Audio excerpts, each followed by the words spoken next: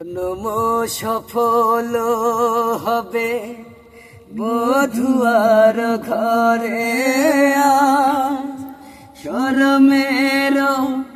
আড়ালেতে দেখা যাবে ফুল নিশিরাত বিরাহেরা বসিয়ার কে বাজাই নিশিরাত বিরাহেরা বসিয়ার কে বাজাই ভালোবেসে কেন বধু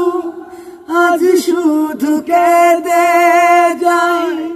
সেধে সেধে কেন তুমি মরণ নিলে কত কি রয়েছে লেখা কাজলে কাজলে নয়ন সরসী কেন ভরেছে